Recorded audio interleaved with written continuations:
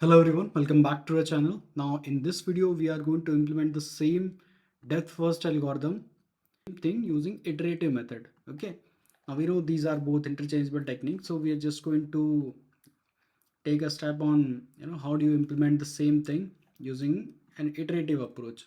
So let's go ahead and implement the DFS through iteration. Let's create this method. What is the algorithm for this one? Let's understand that step by step. As usual, first thing that we need to check that the node exists or not. That we are going to check by nodes.get.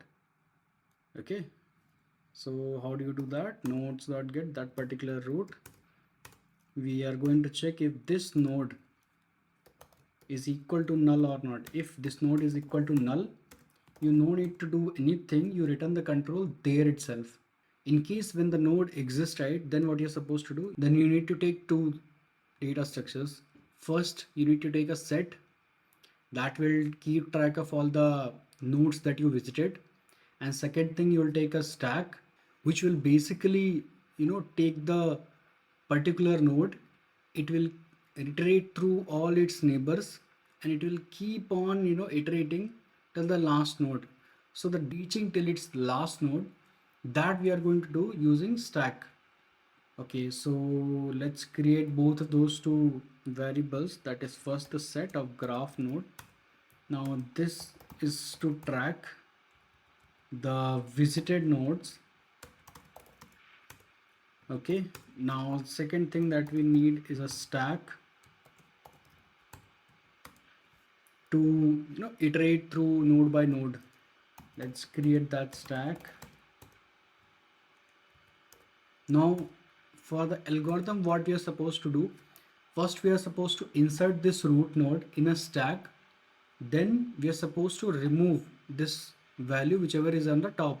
But when we are removing this, we are checking if you already visited that particular node or not. If you have not visited, you visit it, you add its neighbors to the stack, and then you keep on visiting until the stack becomes empty. That is the main logic for the iterative approach. So same thing that I have explained, right, we are going to implement in the code as well. Let's add the root node to a stack. Now stack dot push the node, and then we are going to run this loop while stack is not empty. So what we are supposed to do, first thing we are supposed to pop from the stack, because that is going to help us iterate. Okay, let's take it as a current node.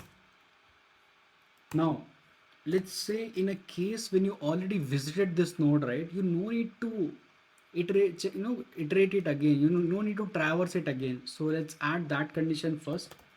If visited dot contains this particular current node, you're supposed to just continue with the next iteration. You no need to go ahead and traverse it again.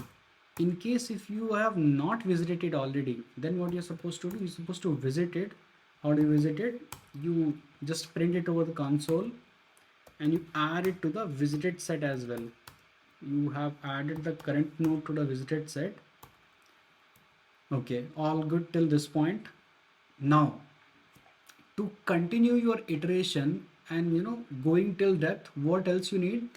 When you're removing this current node, right, the moment you remove this current node, its neighbors you're supposed to add it to stack, so that when the next iteration comes to this loop, right, you are removing the particular element and you're keep on adding the neighbors till it goes till depth. Now let's write that logic. How do you write that logic? For each of the graph node that is actually a neighbor. And how do you get these neighbors? From the adjacency list. Get from this current node. So what is the logic that you have written here? For each of the neighbor that we are getting from the current node, what we are trying to do, if you haven't visited this particular neighbor, right, if you haven't visited, then you're supposed to visit it. That basically means you're supposed to add it to your stack. Okay, so when you're adding it to your stack, and when you're again going back to execute your loop, you are checking if your stack is empty or not. If your stack is not empty, then again you're supposed to you're supposed to check if you already visited it or not, and then you're supposed to visit it and check for that particular node neighbors. This you will keep on doing until either it does not have any neighbors or you have visited all the nodes. So that is the main logic behind the iterative approach of DFS in graph. So let's have a recap on the code. So what we're trying to do, first you have checked if that node is valid or not, node exists or not. Once you know it exists, you have created a visited variable to check, to keep track of all the visited nodes. You created a stack to make sure you are iterating through the node by node. You have added the root node, then you have created a loop which is running till the stack becomes empty. With every single iteration, what you're doing, you are popping the element from the stack, and for that particular node you're checking if you already traversed it or not. If you have already traversed it, you are continuing with the next iteration. If you haven't traversed it, you are traversing it. That means basically you're printing it over the console, and you're checking for if all its neighbors are traversed or not. If they haven't traversed, then you're traversing it. That means you're adding it to the stack, and this loop keeps on continuing. If you have visited all of its neighbors, then that's it. This loop will terminate automatically. So now let's run our program and see if we have implemented the code properly. That means this iterative approach for DFS properly or not. And we are getting ACBD. That means actually we are able to iterate it properly. Now let's verify through the input as well. So A is connected to B and C. So first it has iterated till C. Now C does not have any child nodes, does not have any neighbors. That's why it came to the other side, which is B. So it has printed B. Now B is connected to D. That's why it has printed D.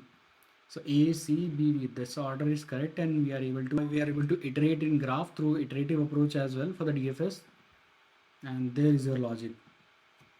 So that's all I wanted to explain as part of this video. This is a really cool code. You just have to understand the flow, and that's it all said. See you in the next one.